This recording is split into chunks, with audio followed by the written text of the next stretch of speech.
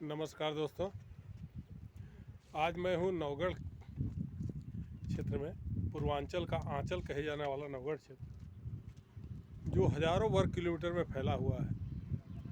कभी यह जंगल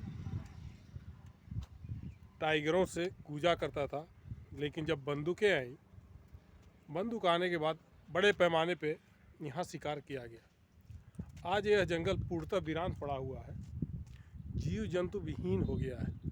जंगल में अगर आपको कुछ मिलेगा देखने को तो बंदर हैं और लंगूर है, बाकी मोर और या छोटे छोटे जीव जंतु ही हैं। लेकिन एक जंगल में जीव जंतुओं को सरवाइव करने के लिए सबसे ज़रूरी चीज़ें होती हैं वो जंगल का प्रारंभिक आहार, जिसको बोलते हैं प्रारंभिक आहार। वो क्या है? पिग है और रैबिट्स एक जंगल का प्रारंभिक आहार है। लेकिन ये जंगल में न पिग है न रैबिट है। इस जंगल में अमेरिका से ला करके कुछ पिग, चूँकि अमेरिकी पिग जो है ईजिली हर जगह सरवाइव कर जाती हैं, और जापान के रैबिट्स, जापान के खरगोश जो ईजिली सरवाइव कर पाते हैं, यहाँ ला के छोड़ने की ज़रूरत है ताकि यह जीव जंगल पर पूरा जीव जंतुओं से गुलजार हो सके। ये बहुत बड़ा एरिया है, बहुत बड़ा क्षेत्र है, लेकिन यहाँ जीव जंतु देखने को बहुत कम मिलते हैं। कहने को तो जंगल है। सबसे बड़ी बात यह है कि इस क्षेत्र में हमारे बनारस में इतने बड़े पैमाने पर पर्यटक आते हैं, और पर्यटक आते हैं और अपने पॉकेट में पैसा रख करके वापस चले जाते हैं। जो हमारे जनप्रतिनिधि हैं, अगर इस क्षेत्र पे थोड़ा ध्यान दें तो हजारों युवाओं को रोज़गार मिल सकता है। जैसे मोटर बोटिंग है, और उसके बाद पैराग्लाइडिंग है, ऐसी बहुत सारी एक्टिविटीज़ है, सैकड़ों एक्टिविटीज़, या जंगल सफारी है। इस तरह की एक्टिविटीज़ को पूरा करके हजारों युवाओं को रोज़गार भी मिल सकता है।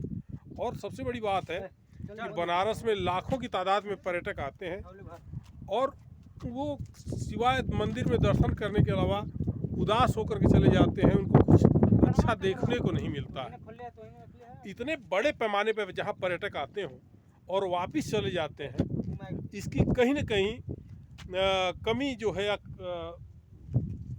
माने उनकी इच्छा फुलफिल नहीं हो पाती है।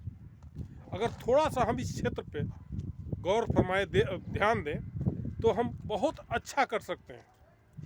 माने ये कह लीजिए कि आपका जो कुल्लू मनाली शिमला जो है, जैसे वहाँ का पर्यटन स्थल है, उस तरह से हम नौगढ़ क्षेत्र को विकसित कर सकते हैं। अगर इस क्षेत्र में थोड़ा सा जनप्रतिनिधि केयर करें तो हजारों युवाओं को रोज़गार मिल सकता है। अगर लोग मदद मांगे तो मैं कुछ गाइडलाइन खुद दे सकता हूँ कि कैसे कैसे क्या किया जा सकता है। लेकिन इस क्षेत्र को अच्छे से विकसित किया जा सकता है और हजारों युवाओं को रोज़गार मिलेगा, और हमारा वन्य क्षेत्र भी हरा भरा होगा। जो हमारा इतना बड़ा वन्य क्षेत्र है, आप देख सकते हैं इतना बड़ा वन्य क्षेत्र है जो हजारों वर्ग किलोमीटर में फैला हुआ है, लेकिन जीव जंतुओं से वीरान पड़ा हुआ है। जीव जंतु के रूप में यहाँ पे आपको कुछ लंगूर और कुछ बंदर और कुछ मोर और ही दिखाई देंगे, बाकी इतने जीव जंतु नज़र नहीं आएंगे। तो इसको